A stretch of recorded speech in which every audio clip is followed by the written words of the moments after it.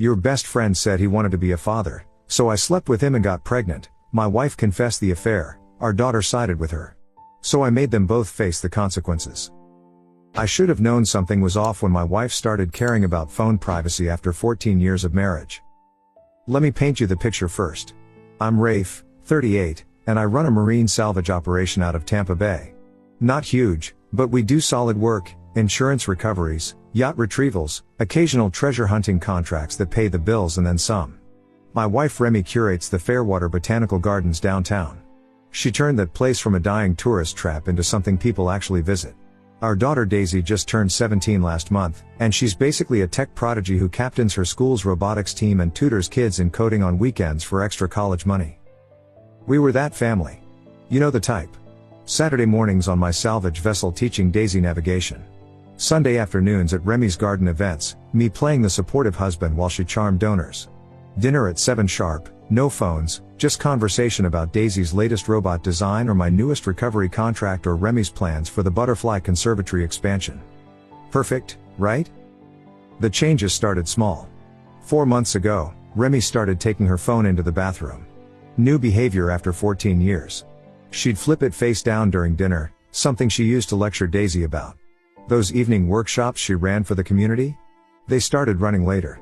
Sometimes she wouldn't get home until after 11, claiming cleanup took forever or that the participants had so many questions. You smell different, I told her one night after she slipped into bed at midnight. New fertilizer samples, she said, turning away. The organic suppliers want us to test their products. Made sense. Everything always made sense with Remy. She had an answer for everything, delivered with that calm curator voice she used when explaining why certain plants couldn't grow together. 3 months ago, she started having overnight trips. Plant acquisition runs to nurseries in Gainesville, Orlando, sometimes Atlanta. She'd been doing local runs for years, but suddenly every rare species required an overnight stay. Why not just have them shipped? I asked once, watching her pack a bag that included her nice dress, the black one she wore to galas. You know I need to inspect them personally, she said, folding the dress carefully. Can't trust photos. Remember the disaster with those supposed Japanese maples that turned out to be regular acers? I remembered. She'd ranted about that for weeks 3 years ago. Daisy noticed too, but differently. Mom's been weird happy lately, she mentioned 2 months ago while we prepped her robot for regionals. Like, humming while doing laundry happy. She hates laundry. Maybe work's going well, I offered, tightening a servo. Maybe, Daisy said, but her tone suggested otherwise. Kids always know. The thing about running a salvage operation is you develop instincts. You learn to read currents, spot hidden damage, sense when something's structurally compromised even when the surface looks pristine. My marriage was sending out all the signals of a hull breach, but I kept telling myself I was paranoid. Projecting work stress onto home life. Last week, Remy left her iPad on the kitchen counter while she showered. It dinged with a text notification. Just the preview, but I saw, "Can't wait to see you tomorrow." Thinking about. The rest was cut off. From someone named Mark with a camera emoji next to his name. I didn't touch the iPad. Didn't need to. Mark was the documentary filmmaker who'd been working on some project about urban botanical spaces. He'd interviewed Remy several times, filmed B-roll at the gardens. She'd mentioned him exactly 3 times, always in passing, always professionally. Documentary filmmakers don't text their subjects about what they're thinking at 10 p.m. This morning over breakfast, Remy barely touched her coffee. She kept glancing at Daisy, then at me, like she was measuring something. Calculating distance maybe, or impact force. I recognize the look. I use it when I'm determining if a structure will hold or collapse. We need to have a family meeting, she said finally, voice steady as a flat C. Tonight, after dinner. All 3 of us. Everything okay? I asked, though my salvage instincts were screaming that nothing was okay. Just something we need to discuss as a family, she said, then looked at Daisy. Something important about our future. Daisy shrugged, absorbed in her phone, probably reviewing code. But I caught the way Remy's hand trembled slightly as she reached for her mug. Whatever was coming would hit tonight. Dinner that night felt like eating underwater. Every movement slow, deliberate, the pressure building in my ears. Remy had made seafood paella, my favorite. That should have been the final warning sign. She only made paella for apologies or announcements. The last time was when she decided to accept the curator position, knowing it meant longer hours. Daisy picked at her food, unusually quiet. She kept glancing between us like she was debugging code, trying to identify which line was causing the system failure. "So what's this family meeting about?" Daisy finally asked, pushing saffron rice around her plate. "After dinner," Remy said, not meeting anyone's eyes. We moved to the living room like we were heading to a funeral. Remy and Daisy sat on the couch together. I took the armchair across from them, the one I usually read in, though tonight it felt like a witness stand. Remy's hands were clasped so tight her knuckles went white. She looked at Daisy first, then at me, and her face did this thing where it hardened into something I didn't recognize. Like she'd made a decision and was about to deploy it. "I need to tell you both something," she started, voice flat as calm water. "I've been seeing someone else." The words hit but didn't sink. Like when you first spot a hull breach, you see it, but your brain takes a second to process what it means. "What?" Daisy's voice cracked. "I've been having an affair," Remy continued, each word measured. "With Mark. The documentary filmmaker." There it was. Confirmation of what my gut already knew. But she wasn't done.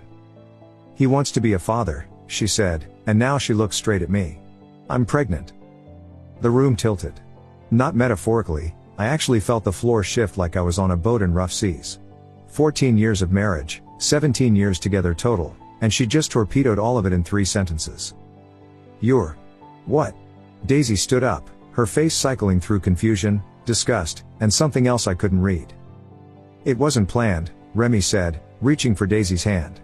"But Mark and we fell in love. Real love. The kind that..." "Stop," I said.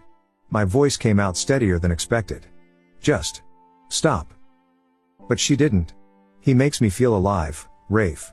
When was the last time you really saw me? Not as Daisy's mother or your wife, but as me?" The manipulation was so transparent I almost laughed. Trying to make this my fault, like I'd pushed her into another man's bed. "How long?" I asked. 8 months. 8 months of lies. Of overnight trips. Of coming home smelling different and blaming fertilizer. "Does he know you're married?" I asked. She hesitated. That tiny pause told me everything. "He knows," she said finally. "His situation is complicated. He's married too." Not a question. A statement. She nodded. "Mom, what the hell?" Daisy's voice was sharp now, angry. "You're pregnant with some married guy's baby?" "Daisy, sweetheart, you don't understand." "I understand perfectly," Daisy snapped. Then she did something that shattered what was left of my chest. She sat back down next to Remy and took her hand. "I understand you're my mom and you're going through something." She chose her. Right there, in that moment, my daughter looked at the wreckage of our family and chose the person who detonated it. "Dad probably hasn't been easy to live with," Daisy continued, not looking at me. "Always working, always on the boat." I wanted to defend myself. Wanted to remind her who taught her to code, who never missed a robotics competition, who was working to pay for her college. But I just sat there, watching them form a closed circuit that didn't include me. "We'll need to discuss logistics," Remy said, back to that calm curator voice. "The house, custody arrangements for Daisy, finances." She had it all planned out. This wasn't a confession, it was a briefing. "I'll be staying here tonight," she added. "You should probably pack some things." They both looked at me, waiting. Mother and daughter, united. I stood up slowly. Didn't say a word. Just walked to our bedroom, my former bedroom, and started putting clothes in a bag. Through the wall, I could hear them talking in low voices, already planning their new reality. At 3 a.m., in my motel room, I opened my laptop and typed Mark filmmaker Tampa Bay into Google. The third result made me stop breathing. Mark Qley, independent documentary filmmaker, with his wife Josie Qley, senior cybersecurity analyst, at a charity gala 6 months ago. His wife didn't know. I stared at Josie Qley's face on my laptop screen. She was smiling at the camera, arm linked with Mark's, completely unaware her husband was screwing my wife and planning to play daddy to another man's daughter. A cybersecurity analyst. The irony wasn't lost on me. She protected people's digital lives while her husband destroyed actual ones. By dawn, I'd made 2 decisions. First, I wasn't going to explode like Remy expected. Second, I was going to document everything. I called Tommy Wynn, a private investigator who'd helped me track down a stolen yacht 2 years back. Former Coast Guard, ran a small operation, knew how to be thorough without leaving ripples. Need some work done, I said when he answered. Salvage related? Personal. He didn't hesitate. My office, 10 a.m. Next call was harder. Patricia Vance, the attorney who'd handled my business incorporation. Sharp, discreet, and more importantly, she didn't know Remy socially. I need a consultation about protecting assets, I said. How soon? Today if possible. 2 p.m. work? By noon, Tommy had already pulled preliminary data that made my stomach turn. The affair wasn't just 8 months old, the digital trail suggested they'd been circling each other for almost a year. Mark had attended 12 botanical documentation sessions that coincided perfectly with Remy's overnight trips. Your wife isn't subtle, Tommy said, sliding printed credit card statements across his desk. Same hotel chain every time. The Marriott downtown. Sometimes the one in Orlando. I recognized the charges. She'd explained them as conference rates, Botanical Society discounts. I'd never questioned it because why would I? We weren't poor. If she needed a nice hotel for work, fine. There's more, Tommy said. He pulled up Instagram on his tablet. Mark's professional account, all artistic shots of urban spaces and nature. But buried in the tags, Remy appeared. Not prominently, but consistently. Background of shots, reflection in windows, her hand holding a plant he was photographing. This one's interesting, Tommy zoomed in on a photo dated 3 months ago. Mark filming in what looked like a greenhouse. In the corner, barely visible, Remy's reflection in the glass. She was watching him with an expression I hadn't seen in years. Pure adoration. Can you get more? Give me a week, Tommy said. I'll get everything. Patricia's news was worse. Florida was an equitable distribution state. Without proof of financial misconduct, Remy would get half of everything. The house, the business value, savings, even my boat. Unless she's used marital assets for the affair, Patricia said. Then we have leverage. She has. Document everything. Every receipt, every charge, every transfer. Build me a case. I spent the next 3 days playing the broken husband. Went to work, ran recovery operations, came back to my motel at night. Remy texted twice asking about getting my things. I responded with short, defeated messages. Let her think she'd won. But at night, I was building my case. Our shared iPad still synced to the family cloud. Remy had forgotten I set it up years ago. Every photo she took, every message that synced, I captured. The messages were the worst part. Not just S-word, though those were there, but the planning. How they'd redecorate my house. How Mark would teach Daisy about art and culture, things I apparently couldn't provide. How the baby would bring them all together as a real family. One thread made me stop breathing. Mark, once your divorce is final, we can make it official. Remy, the house will be ours. Rafe makes good money, child support and alimony will cover the mortgage. Mark, perfect. My project wraps in 2 months. Josie still has no clue. Remy, feel bad for her sometimes. Mark, don't. She's married to her work anyway. They were planning to live in my house, on my money, raising their kid while playing family with my daughter. Tommy called on day 4. You need to see something. I met him at a coffee shop. He had a manila folder, thick with printouts. Your wife's been moving money, he said. Small amounts, but consistently. Transfers to an account that doesn't have your name on it. How much? $43,000 over 6 months. That's fraud. That's leverage, Tommy corrected. But that's not the big news. He pulled out another document. Mark Cray's done this before. 2 other married women, same pattern. The last one ended with a restraining order. I stared at the court filing from 3 years ago. Does Josie know about any of this? Doubt it, Tommy said. But here's her contact information if you want to reach out. I looked at Josie Cray's email address. Maybe it was time she learned what her husband had been documenting. I didn't contact Josie Cray. Not yet. That card needed to be played at exactly the right moment. Instead, I focused on something more important, protecting what actually mattered. Patricia had given me the blueprint. Florida courts favor minors in custody arrangements, but assets were different. I couldn't hide money, but I could redirect it legally. Irrevocable trust, Patricia explained during our second meeting. You can establish one for Daisy's education and future. Once funded, It can't be touched or dissolved, not even in divorce proceedings. How much can I put in? As much as you want, but it has to be justifiable. College, living expenses, future business ventures. I'd suggest liquidating some assets first. My salvage business had 3 boats worth about $400,000 combined. I sold the smallest one within a week to a competitor who'd been eyeing it for years. Clean sale, market price, completely legal. That money went straight into Daisy's trust. The hard part was watching my daughter drift further away. She'd started spending more time at home with Remy, less time responding to my texts. When I picked her up for a robotics competition, she was distant. "Your mom doing okay?" I asked, keeping my voice neutral. "She's going through a lot," Daisy said, staring out the window. "The pregnancy is rough on her. Mark's been helping though." "Mark? In my house? Helping? That's good," I forced out. "Dad, why aren't you fighting for her?" Daisy turned to look at me. "Don't you love her anymore?"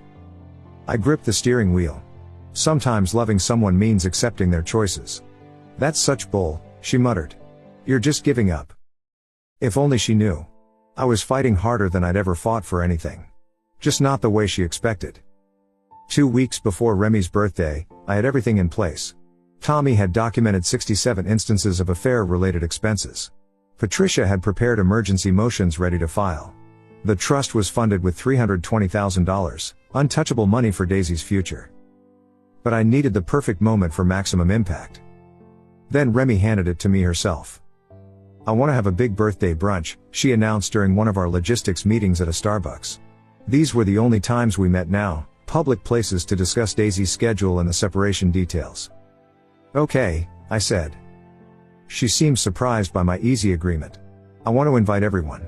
My family, the garden's board members, some major donors. About 40 people." "Sounds nice." She studied me suspiciously. "You'll come?" "If you want me there." "Daisy expects it," she said carefully. "She thinks we're being civilized about this."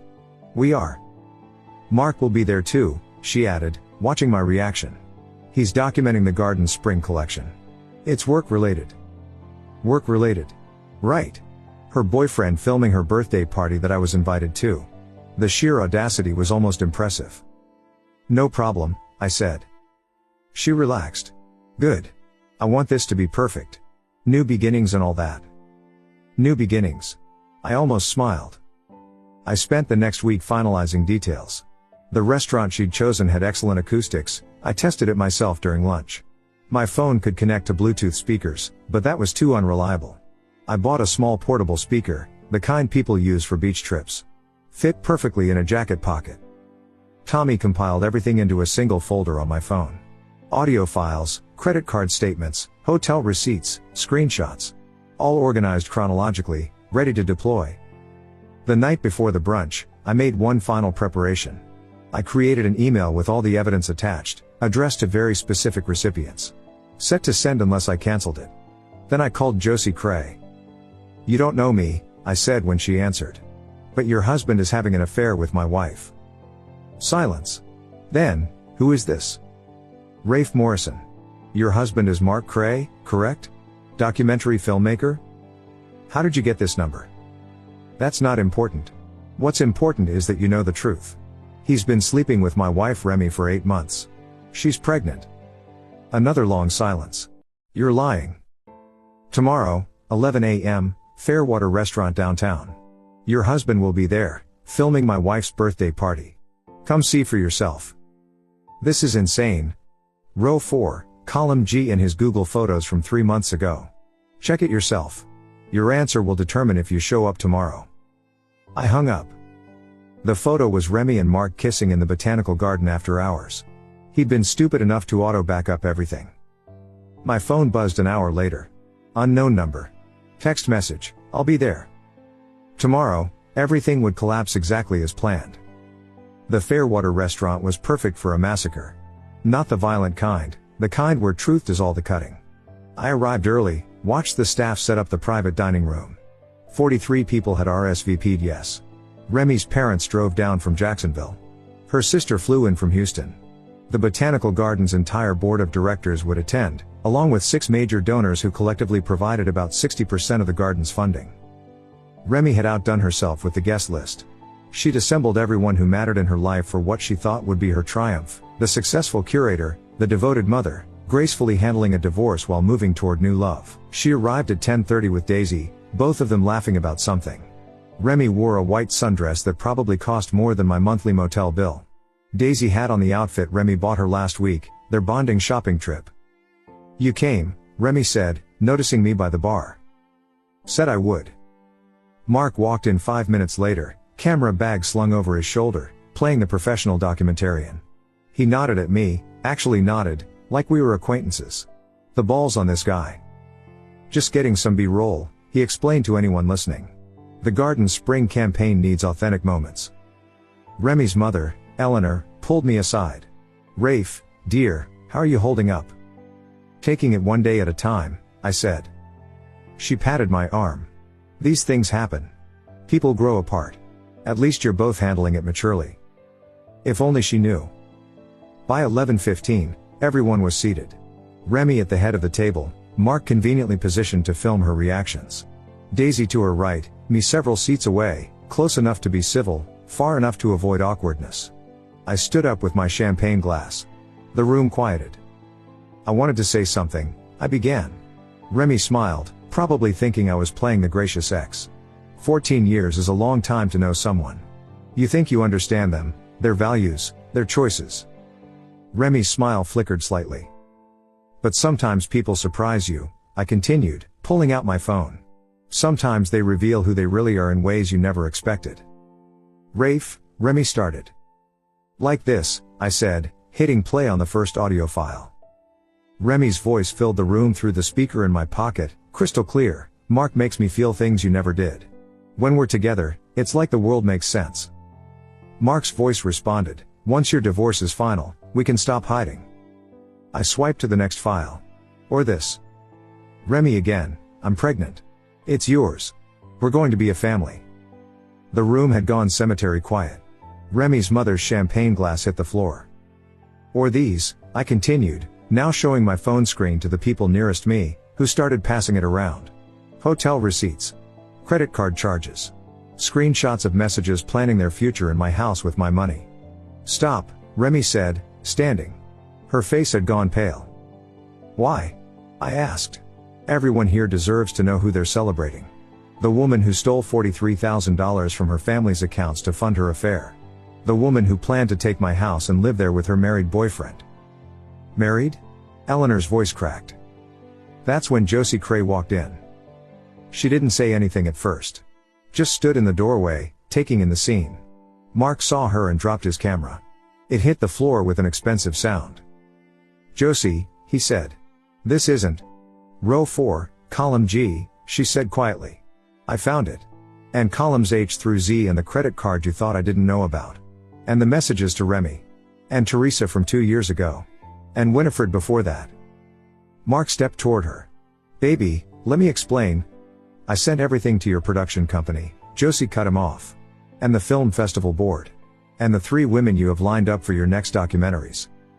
Remy sank into her chair. "You said you loved me." "He says that to everyone," Josie replied. Then she looked at me. "Thank you for the heads up." She turned and left. Mark started to follow, but stopped, looking back at Remy. "This is your fault," he told her. "You were supposed to keep things quiet until..." "Until what?" I asked. "Until you could destroy another family properly?" The room erupted. Remy's father stood up and walked out without a word. Her mother was crying. The board members were already on their phones. 2 major donors left immediately. But the best part was Daisy. She stood up slowly, looking at her mother like she was seeing her for the first time. "You lied to me," Daisy said quietly. "You made me think Dad was the problem." Then she looked at me, and I saw something shift in her eyes. Recognition. Understanding. "Dad, can we go? Dad, can we go?" 3 words that changed everything. I reached for Daisy's hand, and she took it. We walked out together, leaving Remy surrounded by the wreckage of her carefully constructed image. The legal papers were served that afternoon. Patricia had them delivered to the house while Remy was still at the restaurant trying to salvage something from the disaster. Emergency injunction freezing joint accounts. Forensic accounting request for the missing $43,000. Custody arrangement proposals that favored the non-cheating parent. Within 48 hours, Remy's professional life imploded. The Botanical Gardens board called an emergency meeting. 3 major donors pulled their funding immediately, citing ethical concerns about leadership. The garden couldn't afford to lose 60% of their funding. Remy was given a choice: resign quietly with 2 weeks severance, or be terminated for cause with nothing. She resigned. Mark vanished like smoke. His phone went straight to voicemail. His social media went dark. Josie had been thorough. His production company dropped him after she sent them evidence of him using company funds for his affairs. The film festival board banned him from future events. His carefully curated artistic reputation was torched. 2 weeks later, Remy called me crying. "He's gone," she said. "Mark left. Said he couldn't handle the pressure." I said nothing. "I'm pregnant and alone, Rafe. The house is going into foreclosure. I can't afford it without your income and my job." "That's unfortunate," I said. "Please. Can we talk about this? For Daisy's sake?" "Daisy's taken care of," I said. "Her college fund is secure. Her future's protected. That's all I'm concerned about." "What about me? What about the baby?" "Call Mark," I said. "Ask him to pay the mortgage." I hung up. The house did go into foreclosure. Remy moved back with her parents in Jacksonville. The last I heard from Eleanor, Remy was working part-time at a local nursery, trying to rebuild. The baby was due in 3 months, and Mark was nowhere to be found. Josie Cray sent me one final message: "He's done this to 7 women that I've found so far. I'm working with 3 of them on a civil suit. Thank you for opening my eyes." The divorce was finalized in 4 months. Expedited due to the fraud and adultery evidence. Remy got nothing from my business, nothing from the assets I'd protected. She had to pay back the $43,000 from her share of the house sale proceeds, which left her with almost nothing after the foreclosure costs. But the real victory wasn't financial. 3 months after the birthday brunch, Daisy and I were on my salvage vessel, heading out for her first real job shadowing. She'd been coming to the marina every day after school, learning the business, understanding what I actually did. "I was so stupid," she said, watching the sunrise over the water. "Mom played me completely." "You're 17, I said. "You trusted your mother. That's not stupid, that's normal. How did you stay so calm? When she told you about Mark, about the pregnancy, I would have lost it." "Anger makes you sloppy," I said, adjusting our heading. "In salvage, if you panic when something goes wrong, people die. You assess, you plan, you execute. Same principle." She was quiet for a moment. "The trust you set up, Mom can't touch it?" "Not a penny. It's yours when you turn 18. For college, starting a business, whatever you need. You gave me everything. I gave you what mattered.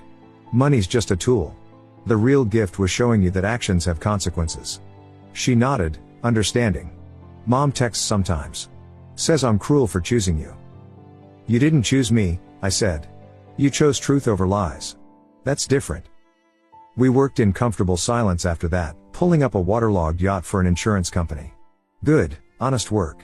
The kind where you can see exactly what you're recovering, no hidden damage, no surprises. That evening, as we headed back to port, Daisy asked, "Do you regret any of it?" I thought about it. The 14 years with Remy. The family we'd built. The way it all burned down. "No," I said finally. "Because it led to this. You and me, building something real. No lies, no manipulation. Just truth." She smiled, the first real smile I'd seen from her in months. "Love you, Dad." "Love you too, kiddo." We docked as the sun set, planning tomorrow's salvage. I'd lost a wife, a house, and the illusion of a perfect family. But I'd salvaged what actually mattered: my daughter's respect, my integrity, and our future together. That was the only recovery that counted. Thank you so much for watching until the end. If you really like our videos, please don't forget to like, share, and subscribe. Have a great day.